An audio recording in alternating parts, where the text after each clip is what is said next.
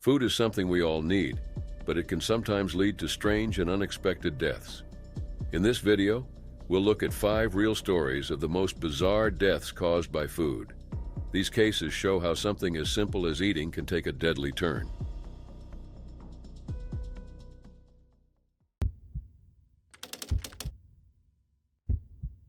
It was October 5, 2020, in Jixi City, northeastern China. A family of 12 gathered for breakfast, a typical start to their day. They prepared suantang zi, a local dish made from fermented corn flour noodles. These noodles had been made a year earlier and stored in their freezer. As they defrosted and reheated the noodles that morning, no one anticipated the tragedy that would soon unfold. 9 family members ate the suantang zi, while 3 younger members decided against it, noticing a strange taste. This choice would save their lives. Within hours, those who ate the noodles began to feel very sick. They experienced severe nausea, vomiting, abdominal pain, and weakness. All 9 were rushed to the hospital, but despite medical efforts, 7 died by October 10th. 2 more, including a 47-year-old woman named Lee, died 2 days later. By October 12th, all 9 who ate the noodles had died. Tests revealed the cause: food poisoning from buncrecic acid. This toxin is produced by the bacterium Burkholderia gladioli, which can grow in fermented foods like corn flour noodles. Buncrecic acid is both tasteless and odorless, making it hard to detect by taste or smell. Worse, it is heat stable, meaning cooking or reheating does not destroy it. The homemade noodles had been in the freezer for nearly a year.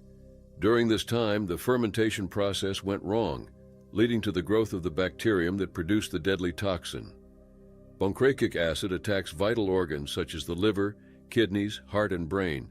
Symptoms can appear within hours and include severe abdominal pain, nausea, vomiting, and weakness. If untreated, it can cause organ failure and death within 24 hours. Doctors were initially baffled by the severe symptoms.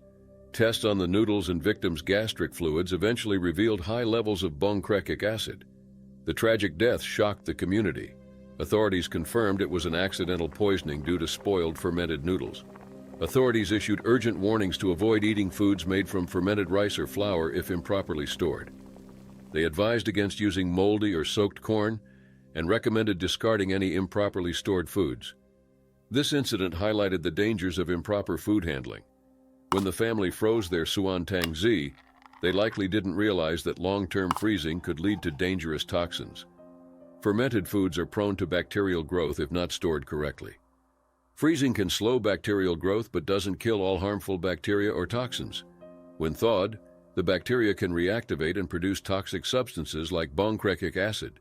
Even though the noodles were reheated, this did not destroy the toxin.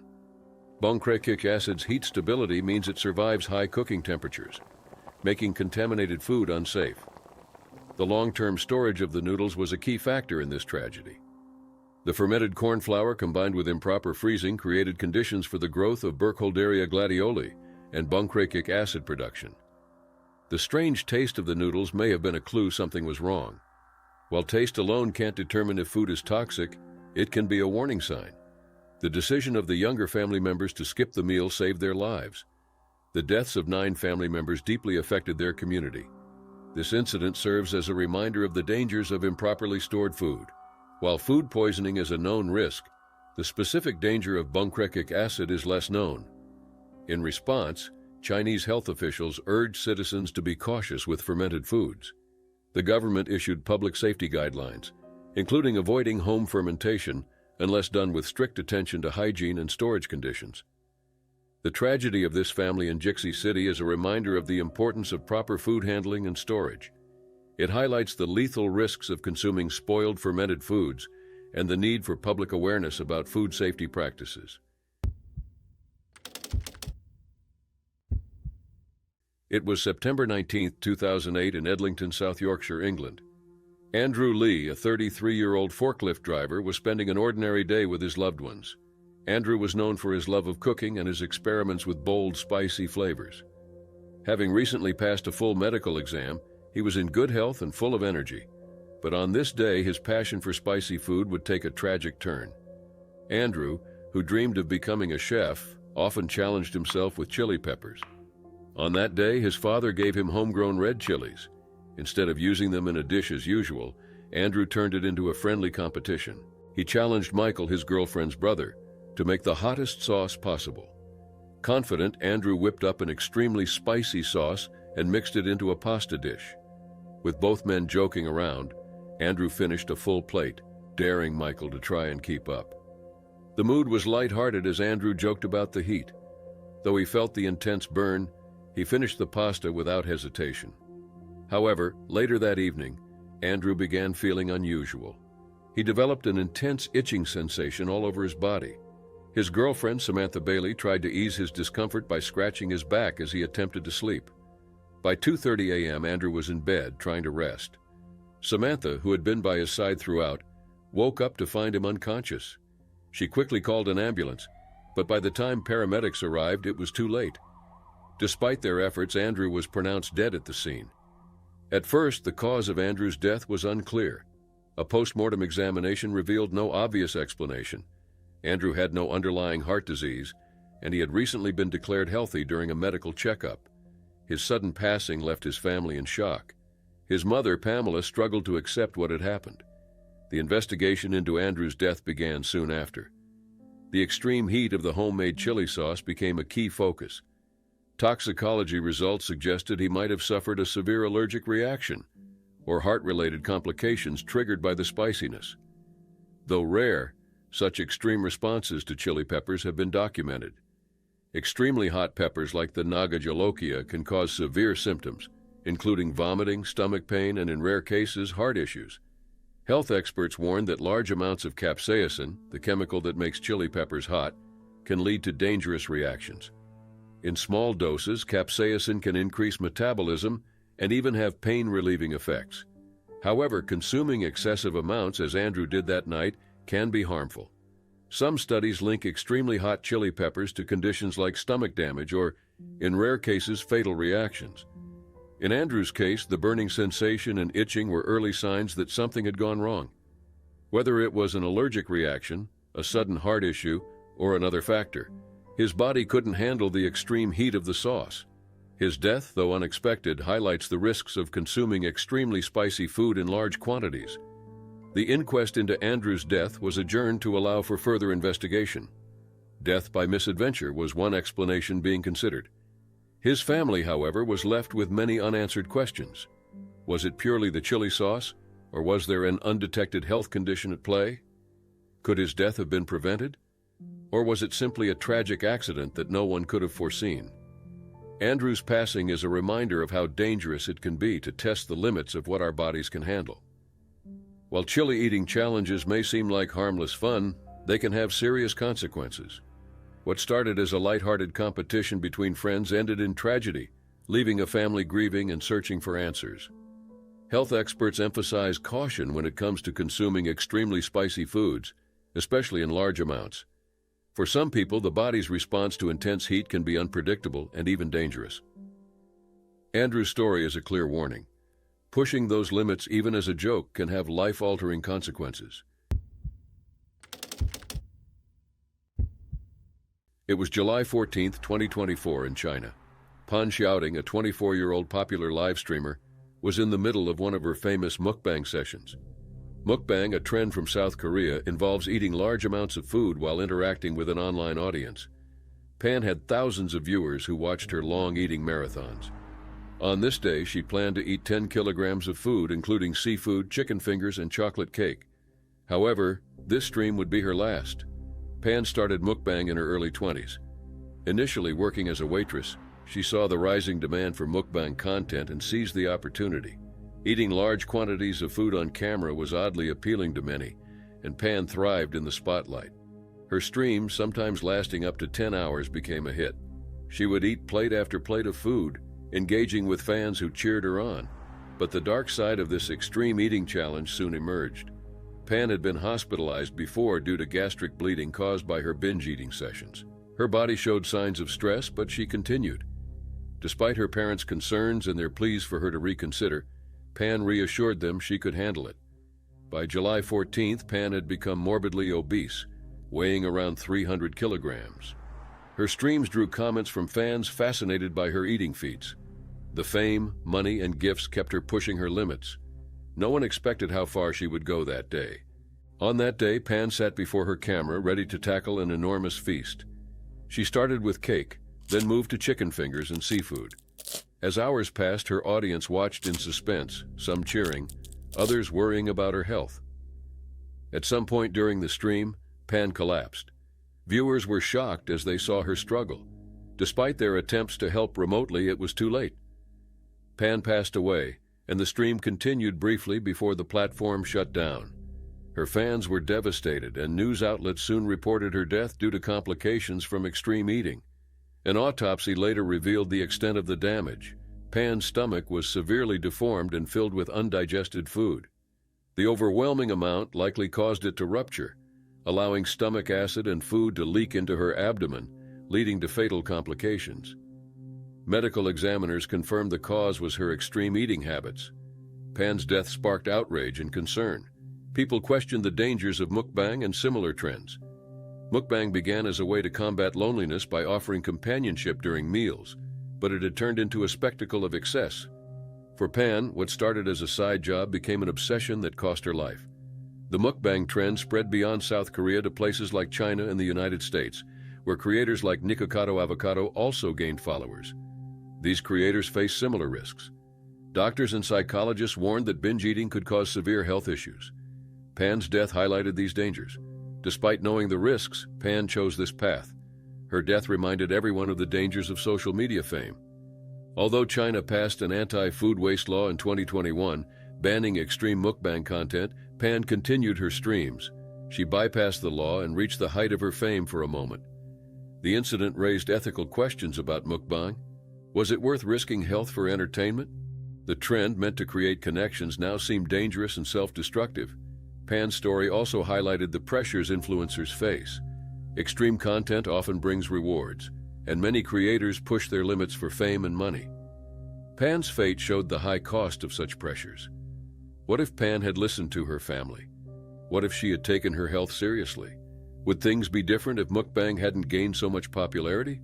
Could this tragedy have been avoided if the culture of excess hadn't become normal? Pan Xiaoting's death tells us about the cost of online fame. Her story raises questions about pushing one's body beyond its limits and the impact of a culture that rewards extreme behaviors. For those who enjoy mukbang content, it's important to remember the human toll behind it. Pan was more than a content creator. She was a young woman who fell victim to her success. It was January 5, 2021 in Colwyn Bay, North Wales. Thomas Mansfield, a 29-year-old personal trainer and father of two, was at home preparing a supplement drink. Known for his dedication to fitness and bodybuilding, Mansfield had ordered a packet of concentrated caffeine powder to boost his energy for workouts. However, what was meant to help him ended in a tragic accident. Mansfield, a healthy and active father, worked as a personal trainer and security guard. He was also a devoted husband to Susanna and father to their two children, Tommy and Millie. On that day, he mixed a drink using caffeine powder from a company called Blackburn Distributions. The recommended serving was between 60 and 300 milligrams, but the powder did not come with a measuring scoop. This meant Mansfield had to rely on a digital scale that could only measure weights starting at 2 grams. Because of this limitation, he unknowingly added far too much caffeine into his drink, several grams instead of a few milligrams. This amount was up to 7 times higher than the safe limit. After consuming the drink, Mansfield quickly began to feel unwell. He complained of a racing heartbeat and clutched his chest in pain. Moments later, he started foaming at the mouth. Susanna, panicking, rushed outside for help and called emergency services. Paramedics arrived quickly and did everything they could to save him, using a defibrillator to restart his heart. Despite their efforts, Mansfield was rushed to Isbidi Glan Sielwood Hospital, where he was pronounced dead that afternoon. A post-mortem confirmed the cause of death as caffeine toxicity. Tests showed that Mansfield's blood contained 392 milligrams of caffeine per liter, nearly 5 times the lethal dose. To put this into perspective, the amount of caffeine he consumed was equivalent to drinking around 200 cups of coffee. Even a much smaller amount, 78 milligrams per liter, can be fatal. The inquest into Mansfield's death revealed how the mistake happened. Because the scale he used couldn't accurately measure small amounts, he ended up miscalculating the dose. The coroner ruled his death as a misadventure, meaning it was an unintended consequence of his actions. The company that sold the powder, Blackburn Distributions, was not found at fault, but the incident raised concerns about the safety of concentrated caffeine supplements. Following Mansfield's death, the company updated its packaging to include a scoop and clearer instructions. Still, the tragedy sparked warnings from the Food Standards Agency and Food Standards Scotland. Both agencies urged consumers to be extremely careful when using caffeine supplements, emphasizing the importance of precise measurements and proper tools. They also warned against dry scooping, a practice where caffeine powder is consumed directly without mixing it with water, which increases the risk of overdose. Caffeine is a widely used stimulant, but consuming it in excess can have serious consequences. At moderate levels, it can cause restlessness, anxiety, and trouble sleeping. In extreme amounts, like the dose Mansfield consumed, it can lead to rapid heartbeats, seizures, and even fatal outcomes. For Mansfield's family, the loss was devastating. His wife, Susanna, expressed her heartbreak on social media, saying she was struggling to stay strong for their children while missing him deeply. She spoke of her love for him, which she described as greater than she could ever feel for anyone else. Friends and loved ones rallied around Susanna and their 2 children, raising funds to support them through their grief. Mansfield's story was a wake-up call for the fitness community and anyone using caffeine supplements. It highlighted how dangerous concentrated powders can be, especially when proper measuring tools are not provided or used. Even small miscalculations can have severe consequences. The incident also raised questions about the responsibility of supplement companies. Should clearer warnings and safer packaging be mandatory? How many consumers are unaware of the risks these products pose? Mansfield's death reminds us that even substances considered safe in moderation can become harmful when mishandled. Nearly 4 years after the tragedy, Mansfield's family continues to live with the pain of his loss. His story remains a warning for anyone using performance-enhancing supplements. Caffeine may seem harmless, but its concentrated form can be dangerous if not handled carefully. This heartbreaking accident reminds us all of the importance of following safety guidelines and understanding the risks.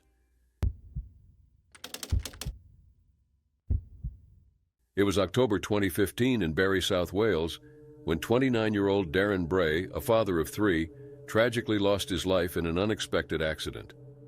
Darren, known for his light-hearted sense of humor and love of entertaining others, had been out drinking with friends. What began as an ordinary night of jokes, drinks, and a stop at McDonald's turned into a moment that cost him his life. That night, Darren was in high spirits and eager to amuse his friends. As his friend Sam Bisgrove headed to McDonald's, Darren asked him to bring back a cheeseburger. When Sam returned with the burger, Darren decided to perform a stunt to make everyone laugh. He grabbed the cheeseburger, squashed it into a ball, and asked them to watch what he was going to do, before shoving the entire thing into his mouth. At first, it seemed harmless, just Darren being his usual playful self. But moments later, it was clear something was wrong. Darren's face turned blue and he started coughing violently. He couldn't breathe. Sam, realizing the seriousness of the situation, rushed to help, hitting Darren's back in an attempt to dislodge the food. Despite his efforts, Darren's condition worsened, and he eventually collapsed. Amy Bennett, Sam's girlfriend, was also there that night. She described the situation as both shocking and heartbreaking. No one expected such a harmless joke to turn so serious. With Darren unconscious, Sam immediately called for help. Paramedics arrived and began performing cardiopulmonary resuscitation, but sadly, it was too late. Darren Bray was pronounced dead at the scene. A post-mortem examination later revealed that Darren had a large mass of food lodged in his throat, measuring about 8 by 5 centimeters. It had completely blocked his airway, making it impossible for him to breathe. Dr. Rhiannon Trefor, the pathologist who conducted the examination, explained that such a severe obstruction would have caused death quickly. An inquest into Darren's death was held at Cardiff Coroner's Court. It was revealed that Darren had been drinking that night, but the alcohol level in his blood, about 1.5 times the legal driving limit, was not high enough to cause severe impairment. The assistant coroner, Christopher Woolley, officially recorded Darren's death as a misadventure. This term is used when someone dies as a result of an accidental act, often involving risky behavior. In Darren's case, his attempt to eat the cheeseburger in one bite turned into a fatal mistake. The news of Darren's sudden death shocked his friends, family, and community. Darren was remembered as a fun-loving father and a loyal friend who always knew how to make people laugh. Among those hit hardest by the tragedy was Darren's childhood friend Lee Selby, a professional boxer. Lee and Darren had grown up together in Barrie, and when Lee won the International Boxing Federation Featherweight Championship later that year, he dedicated the victory to Darren. It was his way of honoring the memory of a friend who had meant so much to him. While Darren's death was a devastating loss, it also served as a warning. Many people take risks for humor or attention, not realizing how quickly things can take a turn for the worse. Darren's stunt, something he thought would be harmless, ended unimaginably. It left his loved ones questioning whether anything could have been done differently. What if someone had reacted sooner? What if paramedics had arrived faster? What if Darren had simply eaten the burger normally? These lingering questions made the tragedy even harder to accept. Darren's family and friends were left to reflect on his life and the type of person he was.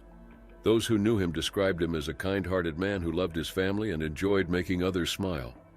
But his tragic end is a reminder of how fragile life can be. Something as ordinary as a cheeseburger, something most people would never think twice about, became the cause of a heartbreaking accident. Darren Bray's story is a sobering lesson about the dangers of risky behavior, especially when alcohol is involved. Even actions that seem harmless at the moment can have life-changing consequences. His death not only left a lasting impact on those who knew him, but also as a cautionary reminder to think twice before taking unnecessary risks.